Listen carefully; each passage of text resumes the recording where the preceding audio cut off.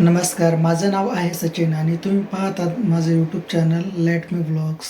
तर व्लॉग बनवू का नको हा खूप विचार करत होतो मी. त्यानंतर व्लॉग बनवू का नको हा खूप विचार करत होतो. शेवटी ठरवलं की व्लॉग बनवायला पाहिजे.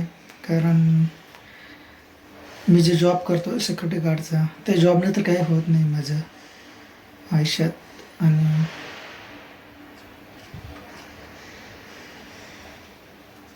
आणि थोडे व्लॉग बनायला भीती पण वाटते की पण जास्त बोलत नाही मी, जास्त कोणाला पटपट बोलत नाही किंवा इतरांसारखं शार्प बोलत नाही. खूप साऱ्या कमी आहेत, पण हळूहळू होतील ठीक.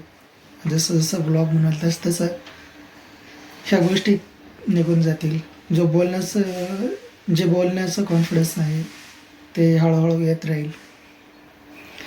तर हा माझा पहिला व्लॉग आहे. तुम्ही नक्की माझ्या चॅनलला सबस्क्राईब करा.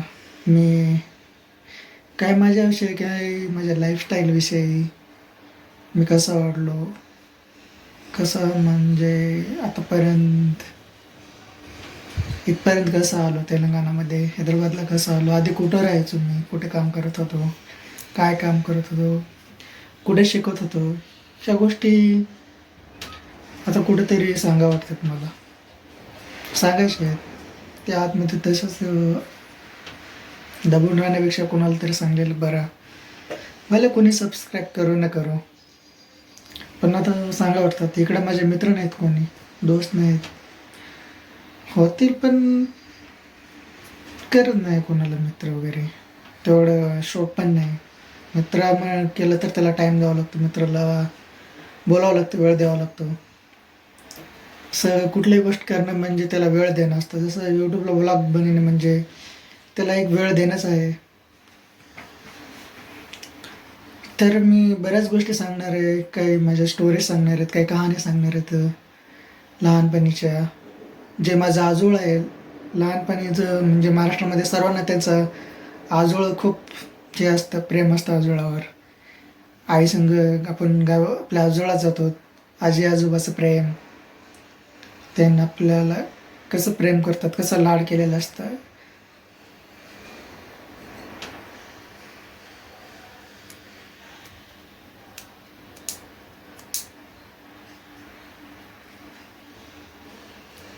त्या सर्व गोष्टी सांगायच्या आहेत.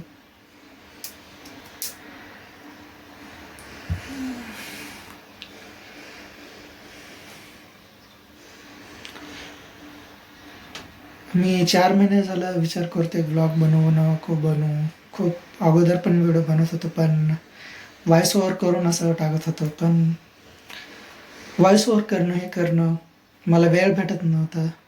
पण आता डायरेक्ट ब्लॉगच बनव म्हणतो. त्यामध्ये थोडंफार एडिटिंग वगैरे करून टाका म्हणतो व्हिडिओ. तर ब्लॉगमध्ये लाईफस्टाईल ब्लॉग, कहाण्या, मी माझ्या आजोळविषयी, माझं आजोळ कुठं आहे, कोणतं गाव आहे, ते आजी आजोबाचं प्रेम वगैरे सांगू, म्हणजे ते सर्व गोष्टी तुम्हाला सांगू म्हणतो. मी थोडा इमोशनल आहे. कोणाला खोटं बोलणं मला जमत नाही, येत नाही मला बोलता. जर बोललो तर कधीतरी बोललं असेल कोणाला, लगेच त्यांना ओळखून जातात. मला जमत नाहीत खोट्या गोष्टी बोलणं.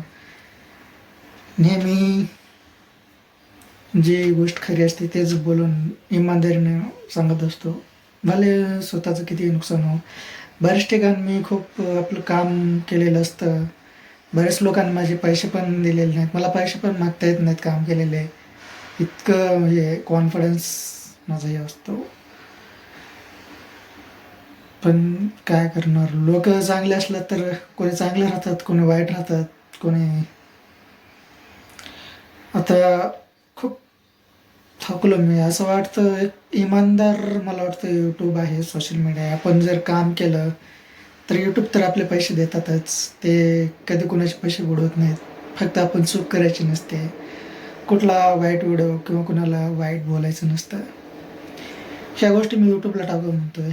मी आजोळाविषयी सांगत होतो, पण ते नेक्स्ट पुढे टाकायलाच व्हिडिओ, त्याचे व्हिडिओ बनवून.